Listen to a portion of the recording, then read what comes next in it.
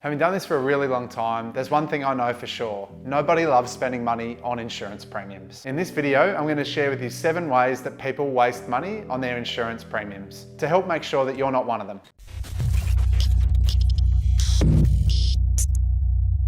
Number 1, people apply for cover that they don't need. Now what I mean by this is if you're single and don't have kids, do you need life insurance? Do your assets cover your debts? Or are you just making people rich if you were to have life insurance in place at all? Another example of this would be if you're a mum that's on maternity leave looking after your kids, or you're at home raising a family and you have income protection, are you able to claim on this policy at all? Or else are you just paying premiums for a policy that you'd never be able to claim on? These are just 2 examples and there's many more, but what I'd suggest doing here is making sure that the cover you have is absolutely something that you need, and therefore you're only spending money on insurances that you really require. Number 2, I see people get pressured by guilt. Insurance advertising has typically been about instilling fear in you and making you take action to protect yourself from this fear. I'm sure you've heard, you protect your car, but why wouldn't you protect your income? All these sorts of things are designed to make you feel guilty about not having taken action. Now, I have no problem with you buying the insurance policies that you need, but what I do have a problem with is advertising that funnels you in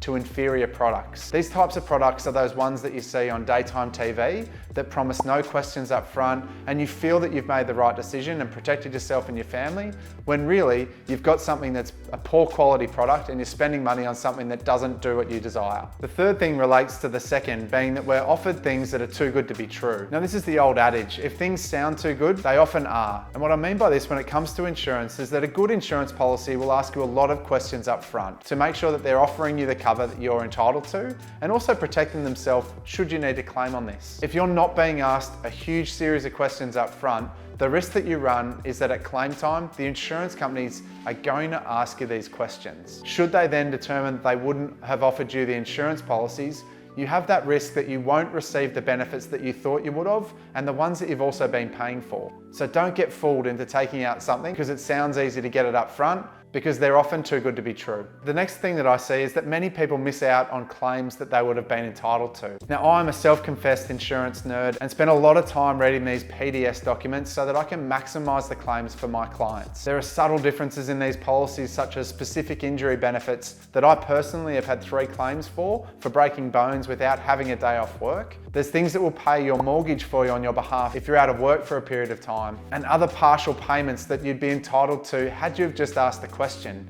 So my suggestion here is, even if you're unsure, ask. There's no harm in asking the insurance companies if this would have led to a claim, and therefore you're giving yourself the best opportunity to get something back from the premiums that you're paying. The next thing that I see is that people set up their insurances and never come back and review it.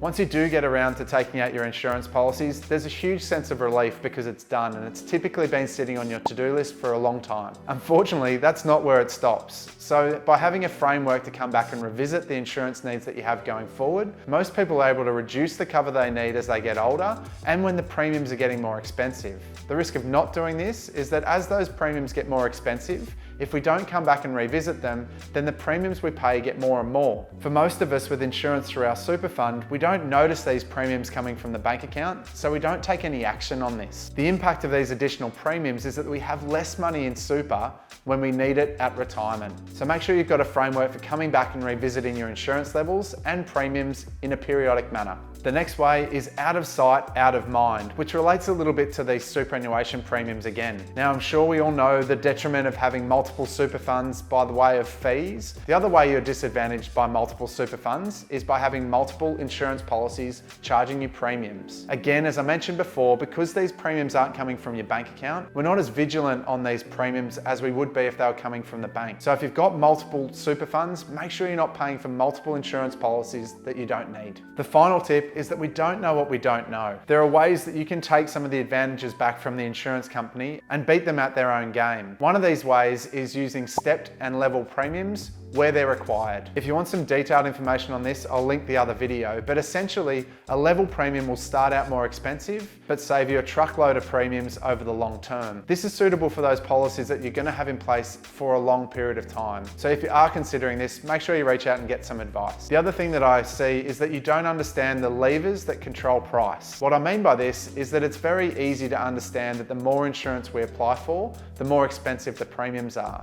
but there's some other levers with the different policies that change price just as much as the levels of cover. Income protection is one of those major ones where the waiting period is one of those major levers that changes the price dramatically. A shorter waiting period means more expensive premiums, where a longer waiting period will save you money on your premiums without changing how much you'll be paid if you were to be on claim. My tip here is if you've got a 30-day wait, check out what the price would be at 90 days and just see what the difference would be to cost. Before making any decisions, obviously check to make sure that you can last those 90 days without income coming through. My goal is always to make sure that you have the minimum levels of cover at all times, and that includes spending the minimum amount on your premium. I hope this video has been helpful in highlighting 7 ways that I see commonly people spending more money on premiums than they need to, so that you can avoid some of these yourself.